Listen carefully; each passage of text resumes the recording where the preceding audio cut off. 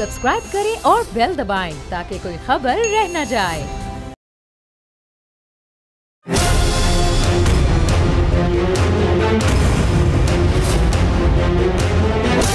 From the Islamabad studios of Bold Network, it's time for Jameel Farooqi on National Debate.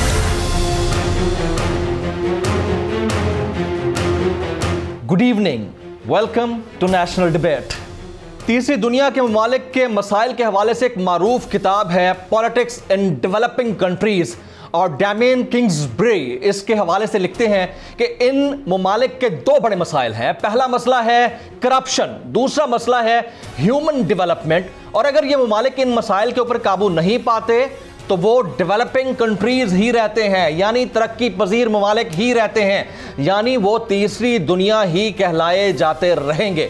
लेकिन इन जैसे ही एक मुल्क यानी पाकिस्तान के 22 करोड़ अवाम की तर्जुमान अशराफिया, जो कि अपर हाउस में भी बैठती है, लोअर हाउस में भी बैठती है, यानी ऐवान बाला और ज़ेरी में इस अवाम की नुमाइंदगी करती है, उसकी अशराफिया ये समझती है कि पाकिस्तान जैसे मुल्क का मसला करप्शन और ह्यूमन डेवलपमेंट तो है ही है, लेकिन इसका और बड़ा मसला, जो सबसे बड़ा मसला है, वो है इस मुल्क के अवाम का वोट चोरी होना। चाहे वो पार्ट ऑफ द प्रोसेस ही क्यों ना रहे हों, चाहे वो मुख्तलिफ अदवार में हुकूमत के ऐवानों में पावर कॉरिडोर्स में पावर्स को एंजॉय ही क्यों ना करते रहे हों, उनके मुताबिक इस मुल्क का सबसे बड़ा मसला इलेक्शन में वोट्स का चोरी होना है।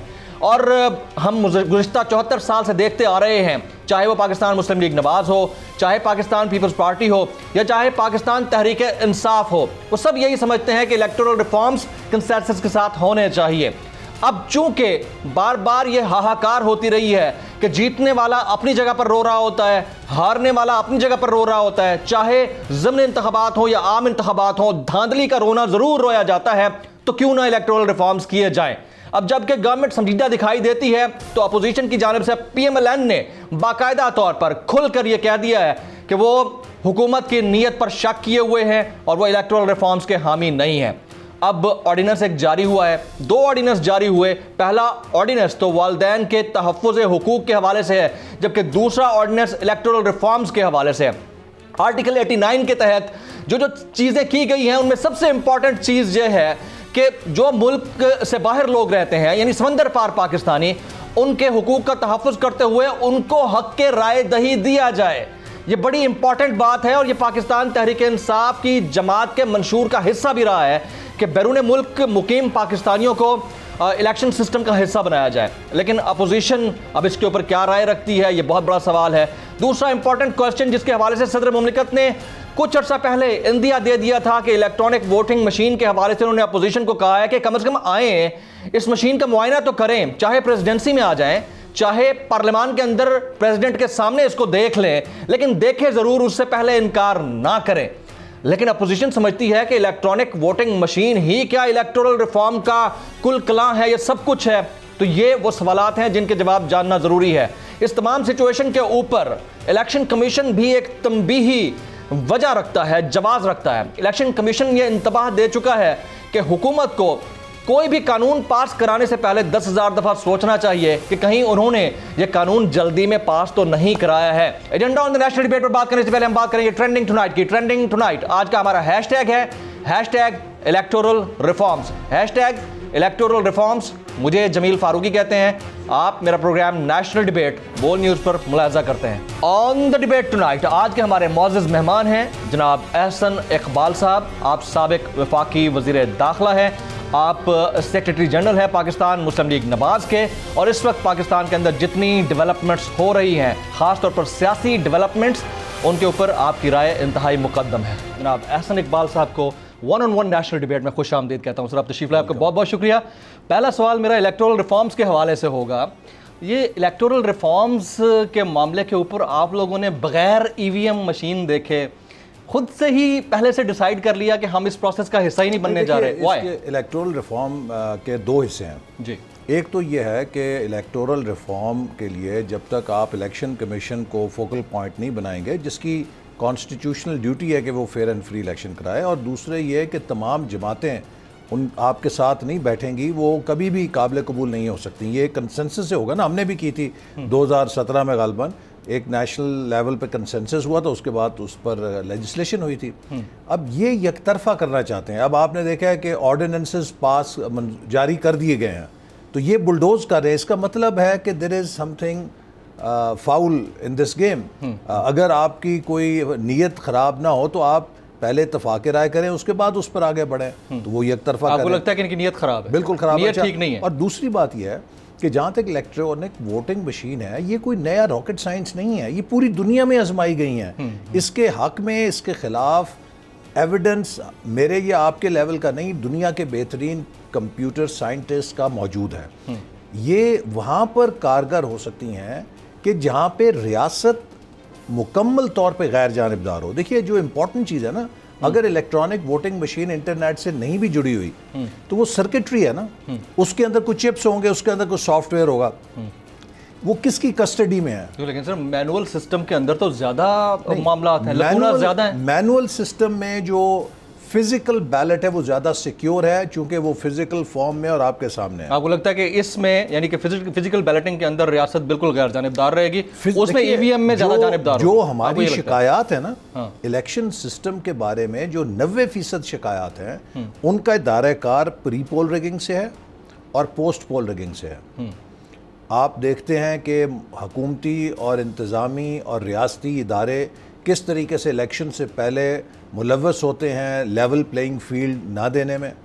امیدواروں کو اور وفاداریاں تبدیل کرنے کے لیے دباؤ ڈالا جاتا ہے, بعض کو جیلوں میں ڈال دیا جاتا ہے, اپوزیشن کے لوگوں کو. ہمارے ساتھ یہ سب کچھ ہوا ہے, اور اس کے بعد آپ کیسے کہہ سکتے ہیں کہ جی پولنگ والے دن کہیں جی دیکھو ووٹ ڈال گئے باقی سب ٹھیک ہے. الیکشن جو ہے وہ 3 مراحل کا نام ہے, پری پول, پول اینڈ پوسٹ پول. اب پوسٹ پول کے اندر جو نتائج مرتب کرنے ہوتے ہیں اس میں آر ٹی ایس سسٹم بیٹھ جاتا ہے, اس کے اندر آپ پریزائڈنگ آفیسر اٹھا کے لے جاتے ہیں. یہ جو شکایات ہیں ان کا ازالہ ہونا چاہیے. جو پری پول یا پوسٹ پول ریگنگ ہے, it's a phenomena and we are facing it since last 73 years. جب الیکشن ہوئے تو آخر اس فنومنا سے باہر تو نکلنا ہے, چاہے وہ ای وی ایم مشین ہو یا کوئی اور ہو. جب کوئی آپ کو بلا رہا ہے, یعنی پریزیڈنٹ آف پاکستان آپ کو آفر کر رہے ہیں, صدر مملکت یہ کہہ رہے ہیں کہ آپ آئیے پریزیڈنسی میں بیٹھیے, آپ ای وی ایم مشین کا معائنہ کیجئے, آپ اسمبلی میں آئیے اس کا معائنہ کیجئے, معائنہ کر کے بعد میں جواب یہ ہے. بدقسمتی یہ ہے ایک ایک کر کے سارے حکومتی ادارے غیر مؤثر ہو گئے ہیں اور نہایت متنازع ہو گئے ہیں. یہ وہی صدر صاحب ہیں کہ جو حکومت کے کہنے کے اوپر جعلی ریفرنس بھیجتے ہیں سپریم کورٹ کے سامنے. یہ وہی صدر صاحب ہیں کہ جو حکومت کے کہنے پہ الیکشن کمیشن کے ممبر لگانے کے لیے جعلی نوٹیفیکیشن جاری کرتے ہیں. یہ وہی صدر صاحب ہیں جو حکومت کے کہنے پہ 50 آرڈیننسز جاری کر دیتے ہیں. یہ وہی صدر صاحب ہیں جو حکومت کے کہنے پہ 700 ارب روپے کی ٹیکسیشن کا منی بیل آرڈیننس کے ذریعے جاری کر دیتے ہیں.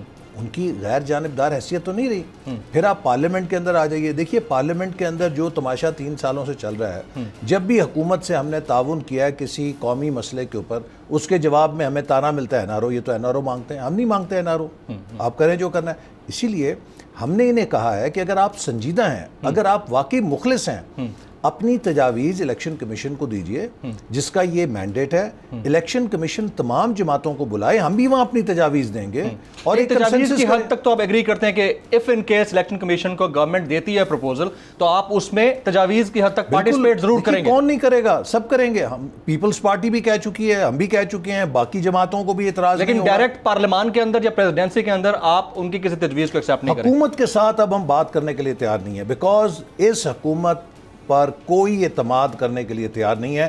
انہوں نے اتنی پولیٹیسائزیشن کر دی ہے, انہوں نے اتنا مس یوز کیا جب بھی ہم نے انہیں ٹرسٹ کیا ہے کہ اب ہم ان کے ساتھ بیٹھنے کے لیے تیار نہیں. ٹرسٹ تو آپ نے پیپلز پارٹی پہ بھی کیا تھا, ادھر بھی تو مس یوز ہوا ہے. وہ دیکھیے علیحدہ معاملہ ہے, لیکن حکومت کے ساتھ تو وہ تو آپ کو کہتے ہیں کہ اب آپ اوریجنل سلیکٹڈ ہیں, نام لے کر کہا جاتا ہے. اچھا یہ تو خیر وقت ہی بتائے گا, اور جو واقعات ہیں وہ بتائیں گے. میں اس بحث میں نہیں پڑھنا چاہتا چونکہ ہمارا محاذ پیپلز پارٹی نہیں ہے, ہمارا محاذ عمران صاحب اور یہ سسٹم ہے. تو میں پھر یہ لیکن سر جو آپ کے ساتھی تھے, جو آپ کے دوست تھے, اب آپ کو ہی یعنی کہ پی ایم ایل این کو اگر اوریجنل سلیکٹڈ کا نام دیں اور یہاں سے ان کے کسی کینڈیڈیٹ کو جیتنے کے اوپر سلیکٹڈ کا لفظ استعمال کیا جائے تو یہ this is unfortunate with in the P D M, like ایک موومنٹ جنریٹ ہوئی. وہ تو اب ختم ہو گیا نا, اب ہم پیپلز پارٹی کیا ختم ہو گیا؟ پی ڈی ایم ختم ہو گیا, وہ مرحلہ تو ختم ہو گیا نا. پی ڈی ایم تو قائم دائم ہے, پی ڈی ایم قائم دائم ہے اور پہلے سے آپ کو زیادہ مضبوط نظر آئے گا, اس لیے کہ اب اس کے اندر زیادہ یکسوئی ہوگی. تو کون سا مرحلہ ختم ہوا, آپ کس کی بات کر رہے تھے؟ جس میں پیپلز پارٹی ہمارے ساتھ تھی تو وہ اب اس سے نکل گئی ہے. اب دوبارہ آنے کا کوئی چانس نہیں, یہ ان کے اوپر ہے. اگر وہ نظر ثانی کرتے ہیں اپنے فیصلوں کے اوپر, جیسے صدر پی ڈی ایم نے کہا ہے مولانا فضل الرحمان صاحب نے, تو وہ بلا شبہ اے این پی اور پیپلز پارٹی دوبارہ آ سکتے ہیں. یعنی سینٹ میں جو لیڈر آف دا اپوزیشن ہے اس کے اوپر اگر وہ کمپرومائز کر جاتے ہیں تو آپ ان کو واپس بلانے کے لیے ویلکم کریں گے. ہم نے کہا اور in case if they don't agree to that تو پھر تو ان کی اپنی چوائس ہے. اس کا مطلب ہے کہ وہ پی ڈی ایم میں واپس نہیں آنا چاہتے. اب کسی کو آپ زبردستی تو نہیں لا سکتے. زبردستی نہیں لا سکتے. الیکٹورل ریفارمز آپ کہتے ہیں کہ آپ کو اس گورنمنٹ کے رسپانسبلز کی نیت میں فطور نظر آتا ہے, اس لیے آپ ان کے ساتھ کھڑے ہونے کو تیار نہیں. ان کی نیت میں فطور ہی نظر نہیں آتا, فطورہ نظر آتا شکر آپ کو مختارہ نظر نہیں آیا. تو اس لیے ہم کہتے ہیں کہ اگر آپ سنجیدہ ہیں تو آئیے الیکشن کمیشن میں بیٹھیں. الیکشن کمیشن کو آپ بھی اپنی تجاویز دیں, ہم بھی دیں گے. وہاں پر بیٹھ کے ہم ایک نیشنل کنسنسس کرتے ہیں اور پھر اس کے اوپر لیجسلیشن کر لیں گے. سوال پورا کرنے دیں. آپ کو اس گورنمنٹ کی نیت میں فطور نظر آتا ہے؟ خان صاحب اور ان کے جو اتحادی ہیں یا خان صاحب کی گورنمنٹ میں جو رسپانسبل ہیں ان کی فطورہ نظر آتا ہے ان کی نیت میں. تو اگر پی پی پی ان کے پاور میں آ جاتی ہے بائی ہوک اور کروک, ٹھیک ہے, کبھی بھی پاور میں آ جاتی ہے, اگر وہ آپ کو الیکٹورل ریفارمز کی دعوت دیتے ہیں ان کے ساتھ بیٹھیں گے پارلیمان میں, یا پروسیجر وہی ہوگا الیکشن کمیشن کو دیں تجاویز, اس کے بعد سوچیں گے؟ دیکھیے, پیپلز پارٹی کے ساتھ ہم ماضی میں 18ویں ترمیم کے لیے بیٹھ چکے ہیں جی. اسی طرح پیپلز پارٹی ہمارے ساتھ نیشنل ایکشن پلان اور کئی اور انیشیٹیوز پر بیٹھ چکی ہے. تو ہم جو پرانی جماعتیں ہیں ہمیں پتہ ہے کہ قومی سیاست کے اندر اتفاق رائے کی کیا اہمیت ہے اور کیسے کیا جاتا ہے. مصیبت یہ ہے کہ یہ جو نئے لوگ آئے ہیں اور عمران صاحب جن کی ساری سیاست ان کی ضد کے اوپر ہے, ان کی انا کے اوپر ہے, اپوزیشن کے ساتھ حسد کے اوپر ہے اور انتقام کے اوپر ہے, ان کو نہیں پتا کہ کسی ملک کا نظام کوئی اپنے کندھوں پہ علیحدہ اکیلے نہیں چلا سکتا. یہ ملک, میں وزیر داخلہ رہا ہوں جی اور میں یہ تو نہیں دعویٰ کرتا کہ ہر چیز کا مجھے پتہ ہے, لیکن بہت سارا مجھے پتہ ہے. پاکستان دنیا کے کمپلیکس ترین ممالک میں ہے گورننس کے حوالے سے, اور اگر کسی شخص کے, کسی لیڈر کے دماغ میں یہ فطور ہے کہ وہ اکیلا یہ ملک چلا سکتا ہے, اگر کوئی پارٹی یہ سمجھتی ہے کہ وہ اکیلی یہ ملک چلا سکتی ہے, یا اگر کوئی ادارہ یہ سمجھتا ہے کہ وہ اکیلے یہ ملک چلا سکتا ہے, تو ان کو اپنا دماغی معائنہ کرانا چاہیے. یہ ملک اکیلے کوئی نہیں چلا سکتا. اس ملک کی کانفیگریشن یا اس کی کمپوزیشن ایسی ہے. کمال کرتے ہیں, ایسا نہیں بات. آپ کو انکلوسیو گورننس, آپ وزیر داخلہ تھے, میں نے بہت کم آپ کو اکیلے دیکھا. آپ نے دیکھا نہیں ہمارے ملک کا وزیر اعظم دیکھے ریڈیو پہ اکیلے جا کر انہوں نے وزٹ کیا, ایک ٹھیلے والے سے جا کے ملے ہیں, وہ اس کو تو اپریشیٹ کریں آپ. جی وہ دن کے 11 بجے سموسے تلے جا رہے تھے. اچھا, اب یہ بتائیے کہ معاملات تو سارے اپنی جگہ پر چل رہے ہیں. بلاول بھٹو صاحب NA 249 کے معاملے کے اوپر کہتے ہیں کہ آپ لوگ اوریجنل سلیکٹڈ ہیں, کیونکہ مندو خیل صاحب کی جیت کے بعد آپ کی طرف سے بھی کچھ کہا گیا. تو جہاں آپ لوگ جیت جاتے ہیں وہاں تو آپ لوگ جشن منا رہے ہوتے ہیں, جہاں ہارتے ہیں پھر وہاں پر سلیکٹڈ کی آواز آتی ہے, دھاندلی کی آواز آتی ہے.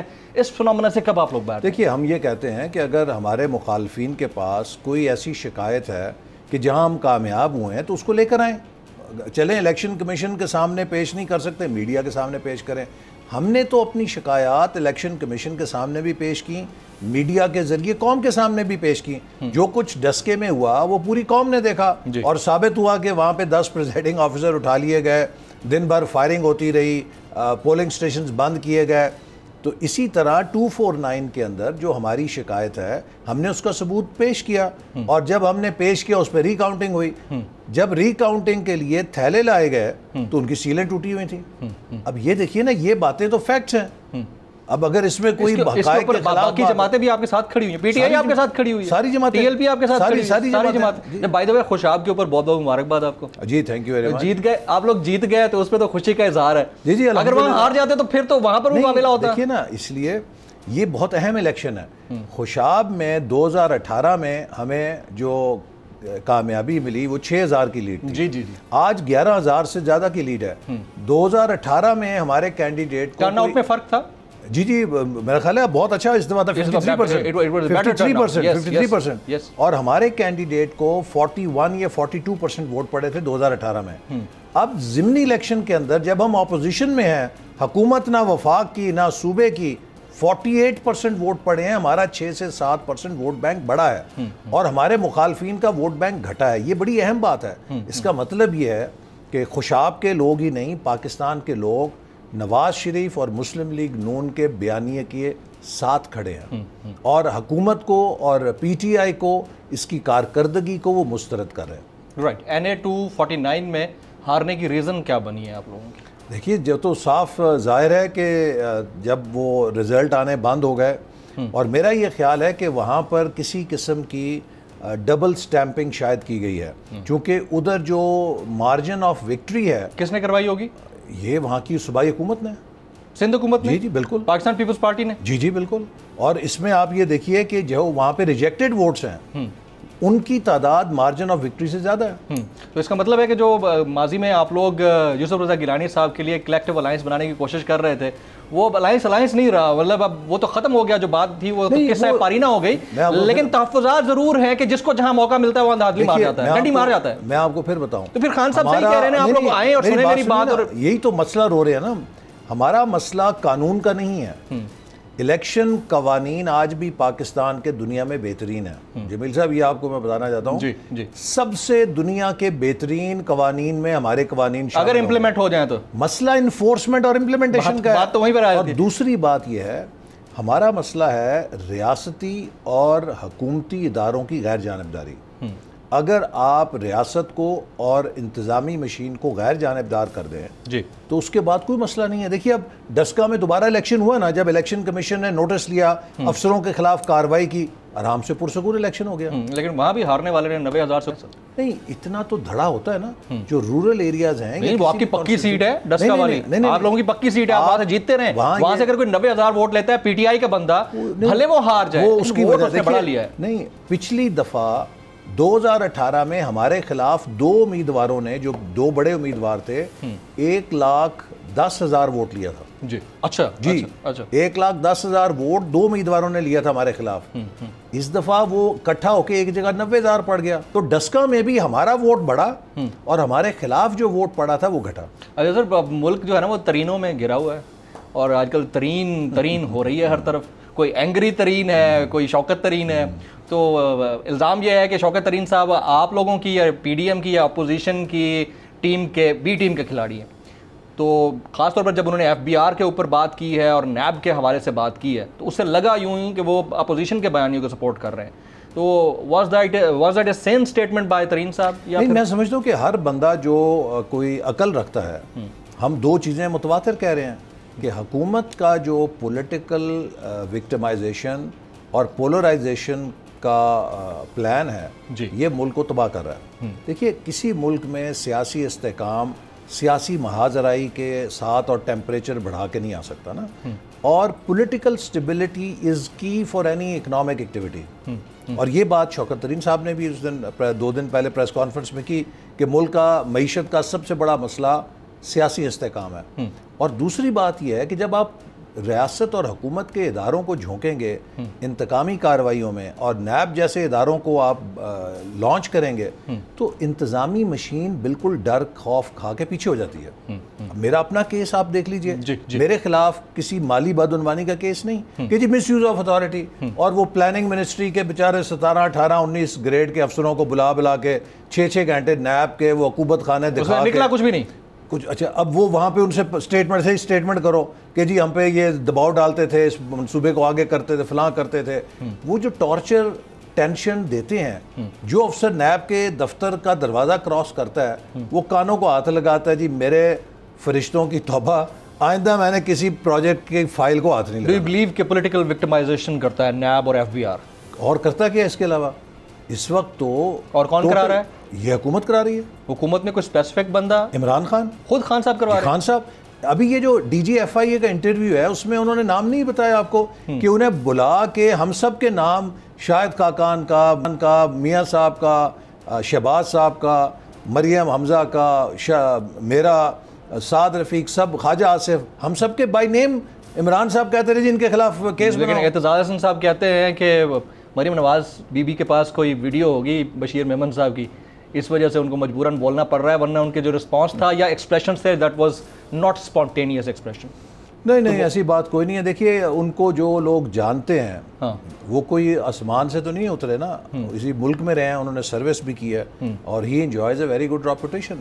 وہ ایک فرض شناس افسروں میں ان کا اتنے فرض شناس ہے. یو ٹرن کیوں لیا اپنے بیان سے؟ کس پہ؟ نہیں یو ٹرن نہیں لیا, میں نے سنے دونوں بیان. اچھا, انہوں نے پہلے بیان میں بھی وہی بات کی تھی جو دوسرے پہلے بیان میں انہوں نے کھل کر نام لیا تھا. نہیں, انہوں نے یہ کہا تھا کہ مجھے پرائم منسٹر نے بلا کے کہا کہ you are a good officer, اور مجھے یقین ہے کہ آپ یہ کیس بنا سکتے ہیں اور جائیں ان کے ساتھ جائیں.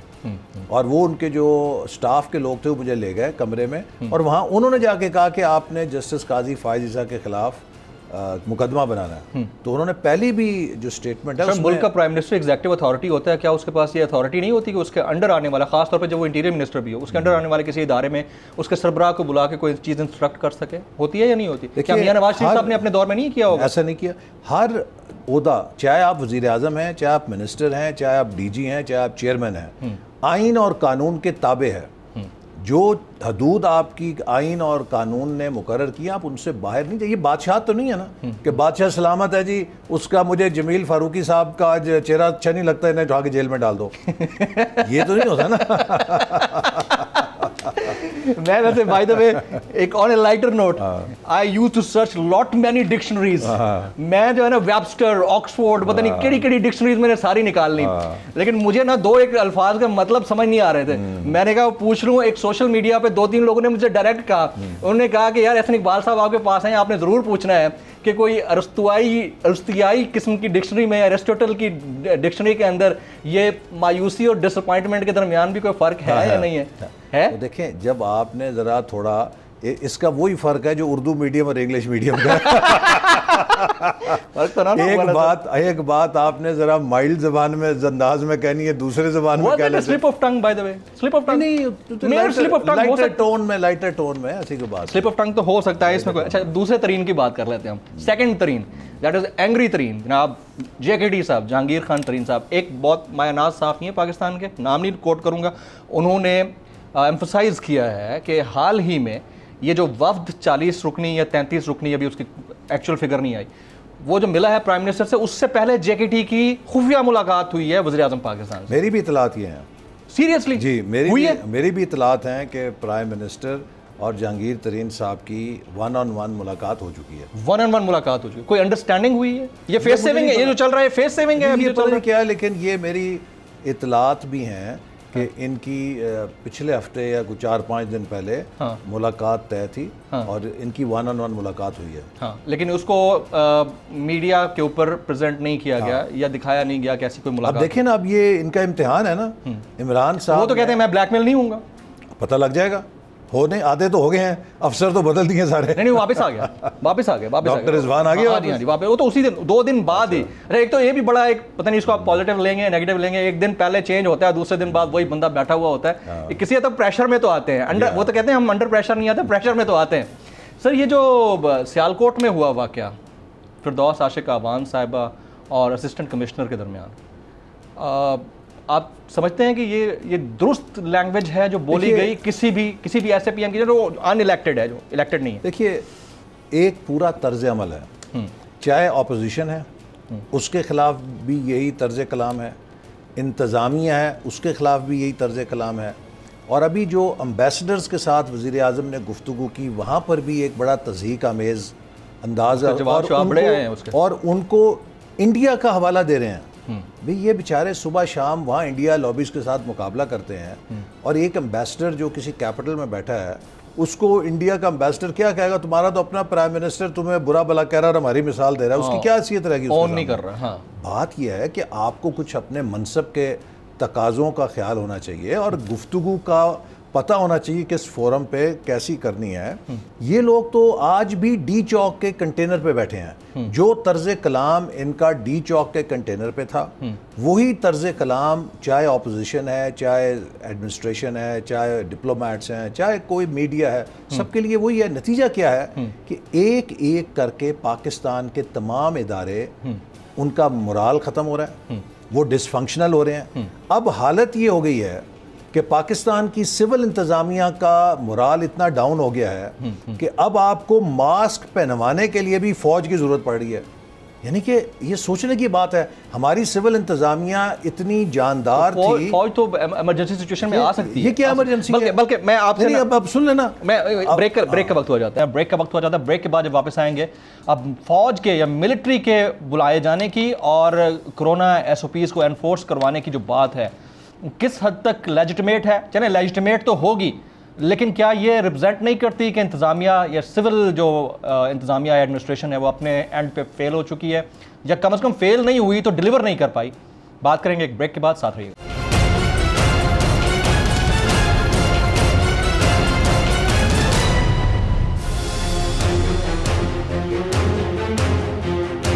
ویلکم بیک جناب. احسن اقبال صاحب آج اس exclusive one on one national debate میں ہمارے ساتھ موجود ہیں. Again very warm welcome sir. Break سے پہلے آپ بات کر رہے تھے کہ جب ٹائیگر فورس بن سکتی ہے. دیکھیے میں یہ کہہ رہا تھا کہ ہماری جو سول ایڈمنسٹریشن ہے اس کے اندر اتنی جان ہے کہ آپ دیکھیے کئی لا انفورسمنٹ کے مواقع آتے ہیں. مثال کے طور پہ محرم الحرام میں جب عاشورہ آتا ہے وہ ایک بڑے سینسٹیو پورا عرصہ ہوتا ہے. ایبسلیوٹلی. اس میں کون انفورسمنٹ کرتا ہے؟ یہی پولیس اور سول ایڈمنسٹریشن ہی کرتی ہے نا.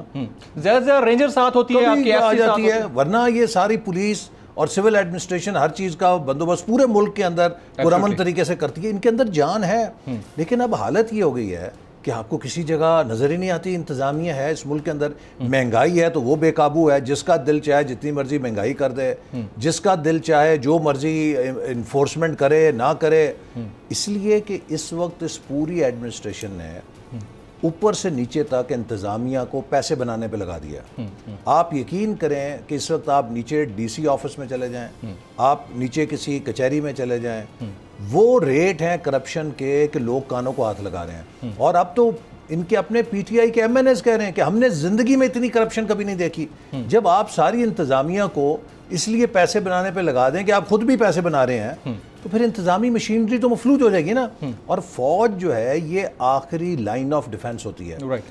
میں انٹیریئر منسٹر تھا جب فیض آباد کی ساری سچویشن تھی, ہمیں تو یہ کہا جاتا تھا کہ وہ فوج اور رینجرز کو پیچھے رکھیں, یہ لوگوں کے ساتھ مٹ بھیڑ نہیں ہونی چاہیے. گزشتہ دنوں میری ایک پروگرام پر بات ہوئی اور بڑے سینئر ریپرزینٹیٹیو تھے پی ٹی آئی کے, ان سے میں نے پوچھ لیا, میں نے کہا مجھے یہ فرمائیے کہ آپ لوگوں نے ملٹری کو انگیج کیا ہے کہ وہ ایس او پیز کو انفورس کروائیں, تو مجھے بتائیے کہ آپ کی ٹائیگر فورس کہاں ہے جو آپ نے بڑی اتنی ہری میں بنائی تھی, ہیسٹ میں بنائی وہ فورس, اور آپ کی ساری ویب سائٹ سٹک ہو گئی تھیں, آپ نے تو یہ ہمیں دکھایا تھا, ایکسپریشنز یہ تھے. تو وہ بولے کہ وہ اپنی جگہ کام کر رہی ہے.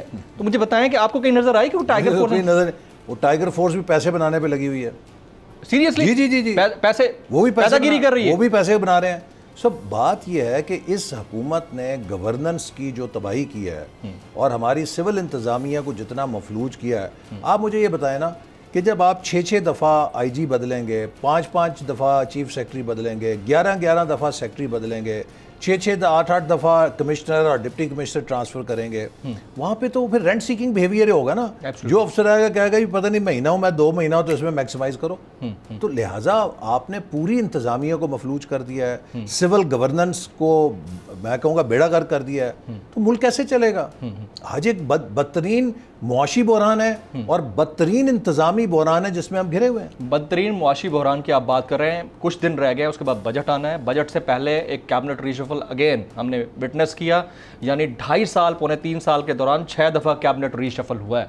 تو آپ کو لگتا ہے کہ بجٹ میں کوئی یہ پبلک کے لیے ریلیف لا پائیں گے؟ جمیل صاحب ایک بس ہے نا وہ چل نہیں رہی, آپ بار بار اس کے کنڈکٹر بدلتے رہیں گے, مسئلہ حل نہیں ہوگا.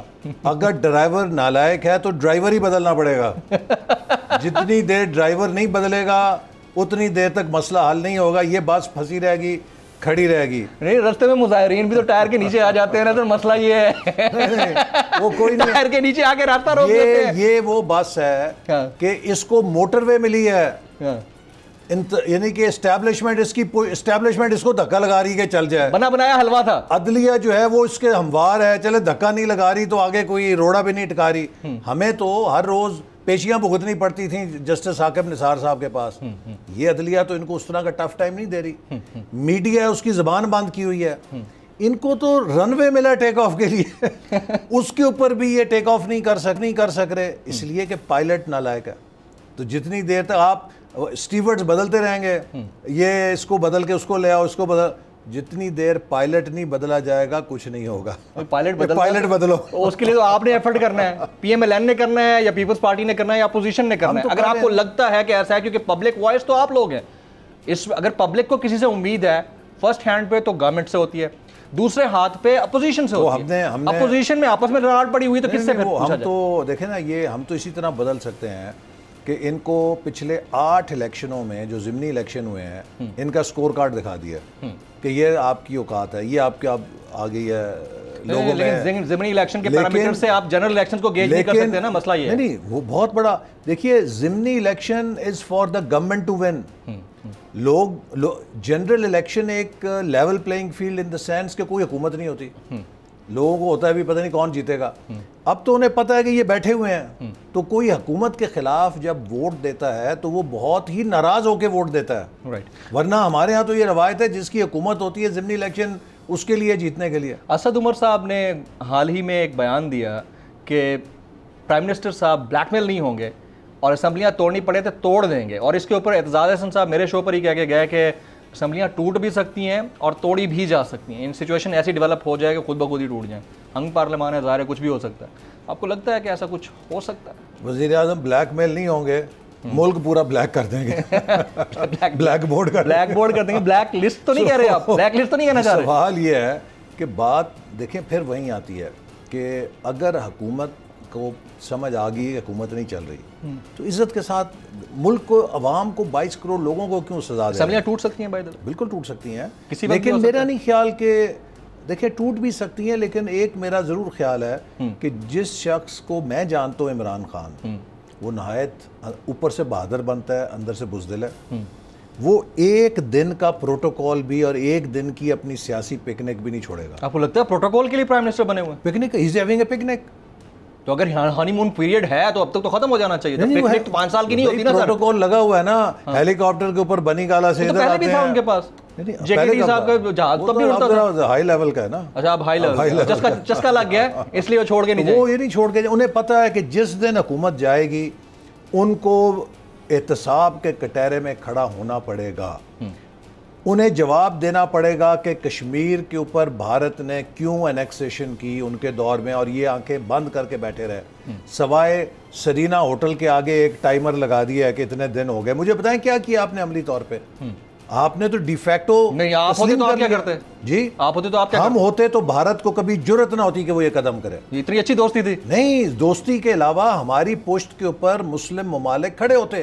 دیکھیے نواز شریف خان صاحب کی پشت پہ اوپر نہیں ہے کوئی بھی نہیں ہے. اس کو جن کو تو جہاں سعودیہ گئے ہوئے ہیں یار، جہاں جاتے ہیں وزٹنگ کارڈ پہلے دیتے ہیں کہ I am the new prime minister of Pakistan. ایسی بات نہ کریں سر. لوگ ہی پبلک فگر، اتنا تو ماننا پڑے گا. انفلوئنشل پرسنالٹی ہے. نواز شریف صاحب کی ایڈوانٹیج یہ تھی کہ 25-30 سال سے آدھے سے زیادہ اسلامی ممالک کے سربراہان سے ان کے ذاتی روابط تھے. انہوں نے D8 سمٹ یہاں پر کی، سارے سربراہان آئے. انہوں نے جب بھی وزراء خارجہ اسلامی ممالک کو بلایا وہ یہاں پر آئے. دیکھیے کشمیر ہمارے لیے شہرگ ہے. کشمیر جیسا مسئلہ اینیکس ہو جائے، ہمارا 70 سال. آپ لوگ کیا کرتے ہیں؟ آپ لوگ ایٹم بم چلا دیتے ہیں. نہیں، میں 70 سال کی چیز چلی گی نا. آپ کم سے کم OIC کنٹریز کا سربراہی اجلاس تو کرتے نا یہاں پہ.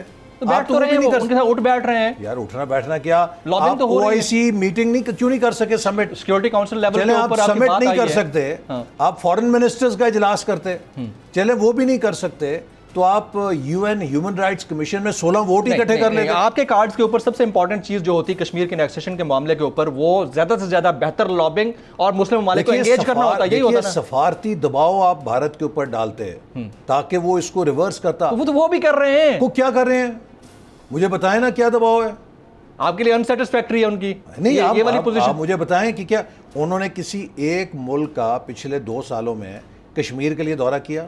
ان کے وزیر خارجہ نے کسی ملک کا دورہ کیا ماں سوائے یہ کہ ملتان شریف میں جا کے اپنے حلقے کے لوگوں کے ساتھ کھڑے ہو کے ایک پریس کانفرنس کر لیتے ہیں؟ کیا کیا؟ کتنے ممالک میں انہوں نے پاکستان کے وفود بھیجے یا کشمیریوں کے وفود بھیجے جو ہائی لائٹ کرتے. دیکھیے خون کے آنسو دل روتا ہے وہ کشمیری نوجوانوں سے بھارت مسلسل ان کے خون کے ساتھ کھیل رہا ہے, ان کو روزانہ شہید کر رہا ہے, ان کو اندھا کر رہا ہے, وہاں کی خواتین کی بے حرمتی ہو رہی ہے, وہاں پہ انفارمیشن لاک ڈاؤن لگا ہوا ہے, بلیک آؤٹ ہے, خبریں نہیں آ رہی ہیں. ہم نے کشمیر کی ہیومن رائٹس کے اوپر کیا کیا ہے؟ امریکہ کے اندر جو کشمیری کمیونٹی ہے اس نے وہاں پہ زیادہ آواز بلند کی ہے. آپ کے دور میں کشمیر کمیٹی کے جو چیئرمین تھے, جو پی ڈی ایم کے قائد ہیں, انہوں نے کتنے دورے کر لیے تھے؟ میرے بھائی ہمارے دور میں بھارت کو جرت نہیں ہوئی تھی. سر دوستی تھی نا. نہیں بغیر کسی کے پاکستان آ جاتا تو اچھی بات ہے نا پھر. نہیں تو اچھی بات ہے نا کہ اگر وہ دوستی تھی اور اس میں کشمیر کو بھارت نے انیکس نہیں کیا تھا تو وہ دوستی اچھی تھی, یا یہ بڑی چیمپئن شپ غیرت اچھی ہے کہ جس میں کشمیر گنوا دیا اور ہاتھ جھاڑ کے بیٹھ گئے؟ اس سچویشن کے اندر پاکستان کی جانب سے اس سچویشن کے مجھے بتائیں نا, جواب دیں. آپ کا یہ آرگومنٹ, میں اس کا جواب ان سے لوں گا. نہیں, آپ کا یہ اس آرگومنٹ کا جواب میں ان سے لوں گا. ہمیں تو دوستی کا تانا ملتا تھا نا, پر اس دوستی کے اندر ہم نے اجازت نہیں دی کسی کو کہ کشمیر اچک کے لے جائے. اور یہ قومی غیرت کے جو بڑے علم بردار اور مینار ہیں قومی غیرت کے, انہوں نے بھارت کو لو جی یہ کشمیر اٹھا کے لے جاؤ. سر دوستی کے اندر کہیں یہ نہ ہوا آپ نے ان سے کہا کر دیو کشمیر دی انیکسیشن پریشر پانا جی اسی نہ ہوتے نہیں, ہم یہ نہ ہو گیا. دوستی میں یہ بھی تو ہو سکتا ہے نا. ہمیں یہ کہنا نہیں چاہ رہا تھا, آپ نے بات کر دی تو میں نے کہا 28 مئی کو ہاں جی بھارت نے جب 5 دھماکے کیے, ہم پر پوری دنیا کا پریشر آیا. نواز شریف نے اٹامک انرجی والوں کا دیکھو 5 انہوں نے کیا نا, تو 6 آکے کسی کو مغالطہ نہ رہے ہماری صلاحیت کے بارے میں. اور نتیجہ کیا ہوا کہ وہی بھارت کی لیڈرشپ جو دھماکے کر کے ہمیں دھمکیاں دے رہی تھی, اس کے بعد وہ بات چیت کے لیے لاہور آئی. اور لاہور میں واجپئی صاحب کے ساتھ جو اعلان لاہور ہوا, وہ پاکستان انڈیا کی تاریخ میں یاد رکھا جائے گا کہ ایک سنہرا ترین معاہدہ تھا جو برابری کی سطح پہ پاکستان اور انڈیا نے کیا تھا. اور ہم نے اس کے ساتھ کیا کیا, ہم نے کارگل ٹھوک دیا, یہاں پہ اس موقع کو ضائع کر دیا. تو آپ لوگوں نے اسی کارگل کو مس ایڈونچر بھی بولا تھا. میں آج بھی کہتا ہوں مس ایڈونچر تھا, بالکل مس ایڈونچر تھا. مس ایڈونچر تھا. اس نے کشمیر مشرف صاحب کی جانب سے, مشرف صاحب کی جانب سے, اور اس نے عالمی سطح پہ کشمیر کے مسئلے کو انتہائی بڑا دھچکا دیا. جو بھارت کا نیریٹو تھا, بھارت تو یہ کہتا تھا جی کشمیر کا مسئلہ ہی کوئی نہیں, تو گھس بیٹھی ہیں سارے. پوری دنیا کارگل کے بعد کشمیر کے اوپر بھارت کی ہمنوا ہو گئی, ہم نے ان کو البائی دے دی. جی تو احسن اقبال صاحب سے گفتگو کا سلسلہ جاری ہے, لیکن یہاں وقت ہوا ایک بریک کا, ساتھ رہیے گا ہمارے.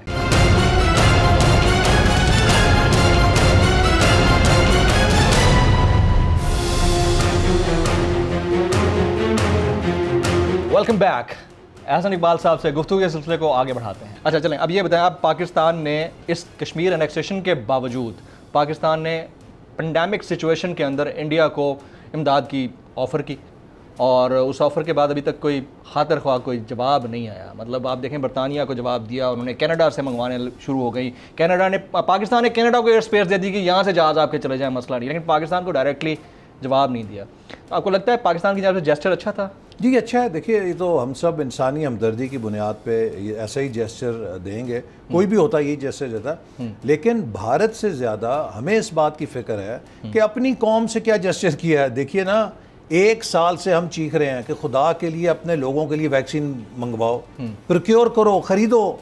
بھئی آپ کے پاس 100 ارب روپے آپ الیکٹرانک ووٹنگ مشینوں کے لیے خرچنے کے لیے تیار ہیں, آپ 10 20 30 ارب روپیہ ویکسین خریدنے کے لیے تیار نہیں ہیں کہ اب تک تو آپ کو 5 سے 7 8 کروڑ لوگوں کو ویکسین لگا دینی چاہیے تھی.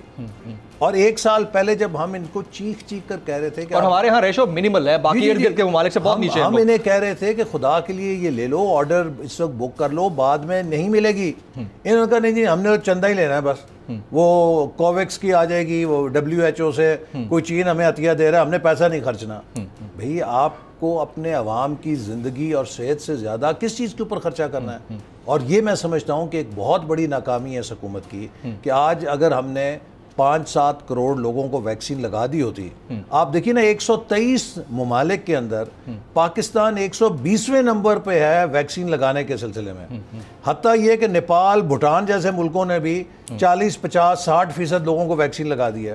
بنگلہ دیش نے ہم سے زیادہ لگا دی ہے, انڈیا نے ہم سے زیادہ لگا دی ہے.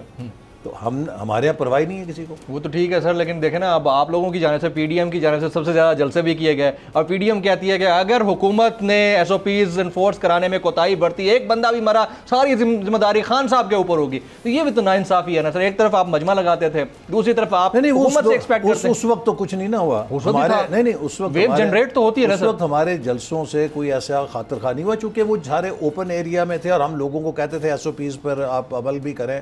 اور اب جب کہ آپ نے دیکھا کہ یہ سنگین ہوا مسئلہ, تو ہم نے اپنی سیاسی سرگرمیوں کو معطل کیا. سر اس کی ریزن تو کچھ اور ہے نا. نہیں کوئی اور, اس کی ریزن تو divide with in the P D M ہے نا. اس کی reason P D M is there, P D M is there intact, صحیح طرح سے انٹیکٹ ہے, پاور میں ہے. یہ تھوڑی سی پینڈیمک ذرا ڈاؤن ہو تو پھر آپ پی ڈی ایم پینڈیمک 2023 سے ختم ہونا ہے سر. ہاں جی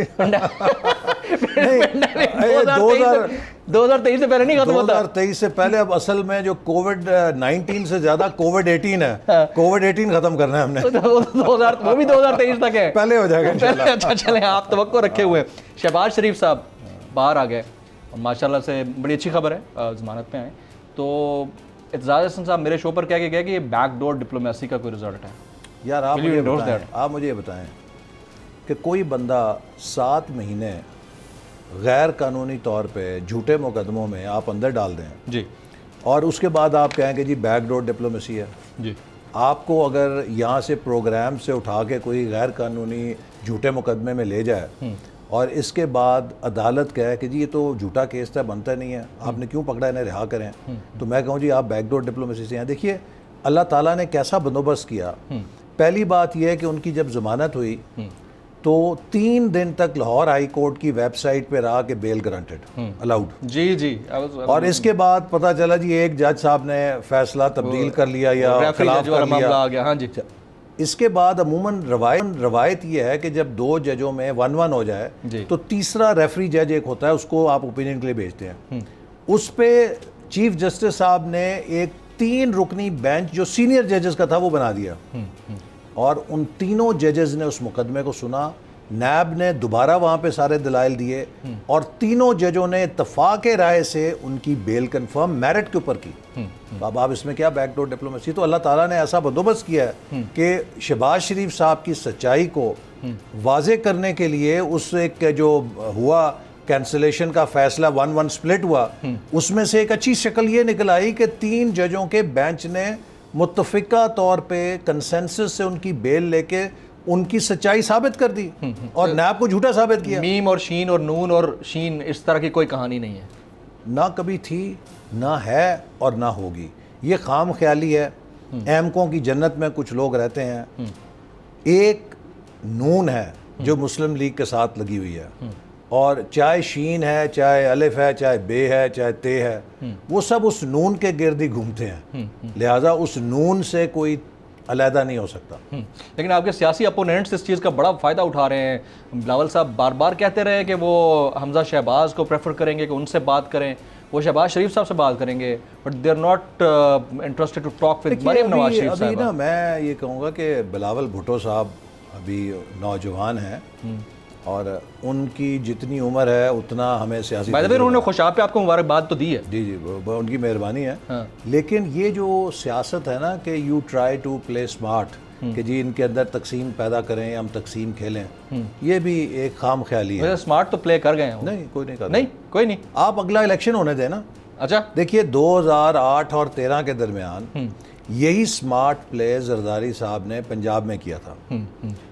زرداری صاحب کے کچھ دوست تھے جنہوں نے پی ٹی آئی کی فنڈنگ کی تھی. ان کا یہ خیال تھا کہ پنجاب میں P T I Muslim league نون کا ووٹ کاٹے گی اور ہم بیچ میں سے نکل جائیں گے. ملا کچھ نہیں. ہوا یہ کہ مسلم لیگ نون کا ووٹ تو نہیں کٹا, پیپلز پارٹی کا ووٹ پی ٹی آئی کو ٹرانسفر ہو گیا. ایسا ہی ہوا. اب خوشاب میں بھی ہم پیپلز پارٹی کے ووٹ دیکھ رہے تھے. میں تو ہنس رہا تھا دیکھ کے. تو اسی لیے آپ دیکھیں گے کہ انشاءاللہ تعالی اگلے الیکشن میں سندھ کے اندر مسلم لیگ نون ایک پورٹنٹ فورس کے طور پہ ابھرے گی. اس کی ریزن کیا ہوگی؟ اس لیے کہ اب سندھ کے لوگ نواز شریف کے بیانیے کو دیکھ رہے ہیں, سندھ کے لوگ مسلم لیگ نون کی ڈیلیوری کو دیکھ رہے ہیں. اگلا الیکشن جو ہے is going to be about performance, is going to be about delivery. پھر تو ڈیزاسٹر ہوگا خان صاحب کے لیے. جو پارٹی ڈیلیوری کے معیار پہ پورا اترتی ہوگی لوگ اس کو ووٹ دیں گے. رائٹ. شاہد خاقان عباسی صاحب نے جو اسپیکر کے ڈائس کے سامنے کیا آپ اس کی مذمت کریں گے جنہوں نے جوتا مارنے کی بات کی تھی؟ نہیں دیکھیے وہ ایک ہوتا ہے کبھی شدت میں ایسی بات ہو جاتی ہے, انہوں نے خود اس پہ اظہار کیا ہے کہ نہیں ہونا چاہیے تھا, اور میں بھی معذرت تو کر لینی چاہیے تھی, ان کو بڑے حلیم الطبع شخص ہے, اگر ہو بھی گیا ہے. لیکن آپ یہ دیکھیں نا کہ یہ بھی غور کریں کہ ان جیسا حلیم الطبع شخص اگر اتنی انتہا کی بات کرنے پہ مجبور ہوا ہے تو اس کی وجہ کیا ہے؟ نہیں اس دن معاملہ بڑا سینسٹیو تھا. نہیں اس کا مطلب قرارداد کی بات تھی نا, قرارداد کے نہیں, اس کا مطلب یہ ہے کہ house is not being run in a way کہ جس کے اندر آپ کے جو آواز ہے آپ اس کو وہاں بیان کر سکیں. لیکن sir what ever the case it is, اگر کسی سے کچھ اتنی بڑی غلطی ہوئی ہے تو اس کے اوپر معذرت کرنے میں کیا, جس طرح آپ خود کہہ رہے تھے فردوس عاشق امان صاحبہ نے جو کیا وہ اتنا ہی قابل مذمت ہے جتنا شاہد خاقان عباسی صاحب نے فلور آف دا ہاؤس پہ اسپیکر ڈائس کے سامنے کیا. میرے خیال سے اس کے بارے میں خود اپنی وضاحت کر چکے ہیں, آپ ان سے پوچھیے گا. وضاحت تو کر چکے ہیں, بینگ اے پارٹی ممبر اور سینئر پارٹی لیڈر, ماشاءاللہ سے آپ کی ایک سینٹیٹی ہے, آپ کی اپنی ایک پریزنس ہے پارٹی کے اندر. آپ کو کیا لگتا ہے انہوں نے جو کیا وہ قابل مذمت ہے؟ میں نے تو کہا نا کہ دیکھیے انہوں نے جو کیا اس کے انہوں نے خود جواب دیا ہے, اور میں سمجھتا ہوں کہ خود وہ کہہ چکے ہیں کہ ایسا نہیں ہونا چاہیے تھا, اور اگر ایسا ہوا ہے تو اس کے لیے ہمیں دونوں طرف اسباب تلاش کرنے چاہیے کہ ان جیسے آپ نے خود کہا کہ حلیم الطبع شخص جو ہے وہ اتنا کیوں ٹیمپر لوز کر گیا. اس کا مطلب یہ ہے کہ دوسری سائیڈ نے بھی کوئی ایسی چیز کی ہوگی نا, ایسی چیز نہیں ہونی چاہیے. اور ہم مسلسل یہ کہہ رہے ہیں کہ ہاؤس کو, قومی اسمبلی کو آپ ایون ہینڈ کر کے چلائیں. اسپیکر کا کام یہ ہوتا ہے کہ وہ ایوان کے اندر بیلنس رکھے. وزیر اعظم سعودی عرب کے دورے پر ہیں, کچھ خاص نکل سکے گا عرب کنٹریز کے ساتھ ہمارے جو تعلقات ہیں؟ مقصد اس کا کیا ہے, کیونکہ اس سے پہلے آرمی چیف بھی وہاں پر تشریف لے گئے تھے, اور سارا دیکھیے مسئلہ یہ ہے کہ اس حکومت نے بوجھ جو ہے, کئی دفعہ مجھے آرمی چیف سے ہمدردی ہوتی ہے کہ پاکستان کے سارے مسئلوں کا بوجھ اس حکومت نے ان کی طرف ہی شفٹ کر دیا ہے. خارجہ پالیسی میں بھی وہی انہیں بیل آؤٹ کرتے ہیں, تاجر اور صنعت کار ہیں وہی بھی جا کے وہاں اپنے دکھڑے روتے ہیں, اور چاہے کوئی ٹڈی دل آ جائے تو تب بھی پھر فوجی کو وہاں جانا پڑتا ہے. اگر کراچی کی گلیاں سڑکیں صاف کرنی ہوں وہاں پہ بھی فوج کو جانا پڑتا ہے, شہروں پہ ماسک لگانے ہوں تب بھی فوج کو جانا پڑتا ہے. تو پھر حکومت کس چیز کی ہے؟ تو یہ جو 1 پیج والا رومانس ہے آپ کو ابھی یہ ہے انٹیکٹ ہے؟ یہ تو آپ کو کوئی حکومت والا یا نہیں سر, آپ اتنی زبردست آپ کی وہ دور اندیشی والی نظر ہوتی ہے جب آپ 2023 کے کووڈ-18 کے بارے میں کہتے تھے 23 سے پہلے چلا جائے گا, تو پھر تو یہ بھی پتا ہوئے گا کہ 1 پیج والا رومانس کیا ہے. دیکھیں وزن تو کوئی اٹھا سکتا ہے لیکن ملبہ کوئی نہیں اٹھاتا. پی ٹی آئی ملبہ ہے, اب ملبہ ہے, اسکریپ ہے, اب ملبہ ہے, یا 2018 میں ملبہ تھی؟ تب بھی تھی, لیکن ایک حد تک اس پہ کچھ امیدیں تھیں یا پیکیجنگ تھی نا. کئی دفعہ ہوتا ہے کہ آپ ملبے کو پیکیج کر کے ہیں, تو پیکیجنگ تھی. یہ بھی سنا ہے اسد عمر صاحب اور ان کی ٹیم جو ہے کچھ جگہوں پہ لیپ ٹاپ لے کے جاتی تھی اور بڑی پریزنٹیشن ہے کہ جناب اتنے $100 ارب ہم یہاں سے لے آئیں گے, اتنے $100 ارب وہاں سے لے آئیں گے, تو بڑے بڑے سنہری خواب دکھایا کرتے تھے. تو اب وہ حقیقت واضح ہو گئی ہے, تو اب یہ وہ پیکیجنگ ایک ایک کر کے اتر گئی ہے ساری. اب اندر سے جو ڈھانچہ ہے نا اس کا بسیدہ پن سب کو نظر آ گیا. اور میں اکثر کہتا ہوں کہ اب اس حکومت کی حیثیت جو ہے ایک لاش جیسی ہے جو پڑی ہے, جتنی دیر وہ پڑی رہے گی اس کا تعفن بڑھتا رہے گا. بہتر یہ ہے کہ اس کو جلد از جلد دفنا دیا جائے تاکہ اس کے تعفن سے ملک بچ سکے. نماز جنازہ مولانا صاحب پڑھائیں گے یا کوئی اور پڑھائے گا؟ مولانا فضل الرحمان صاحب نے کہا گے. ویری رائٹ جناب. احسن اقبال صاحب بڑا زبردست سر آپ کے ساتھ گفتگو رہی آج کی 1-on-1 نیشنل ڈیبیٹ میں. مسلم لیگ نواز کے سینئر رہنما, ان کا فرنٹ فیس ماشاءاللہ سابق وفاقی وزیر داخلہ, اس کے علاوہ اور بڑی منسٹریز پر رہے, پلاننگ اینڈ ڈیولپمنٹ ان کے پاس تھی, اور اب ان کا اپنا ایک ویژن ہے. کہیں کمیاں کوتاہیاں انسان ہے رہ جاتی ہیں, کہیں بہت اچھا کیا تو اس کی اپریسیشن ہونی چاہیے. ہمارے ساتھ موجود تھے, وہ کہتے ہیں کہ government is a scrap right now, government ملبہ ہے, اور ملبہ جو اٹھانے والے ہیں وہ بھی پتہ نہیں اب کتنی دیر تک اٹھائیں گے. یہ ان کے کوٹ ان کوٹ ورڈز ہیں. دیکھتے ہیں آنے والے دنوں میں کتنی بڑی تبدیلیاں آتی ہیں, اور تبدیلیاں جہاں جہاں آئی ہیں وہاں پر کتنی اور تبدیلیاں آتی ہیں. آج کے اس پروگرام سے جمیل فاروقی کو اجازت دیجیے.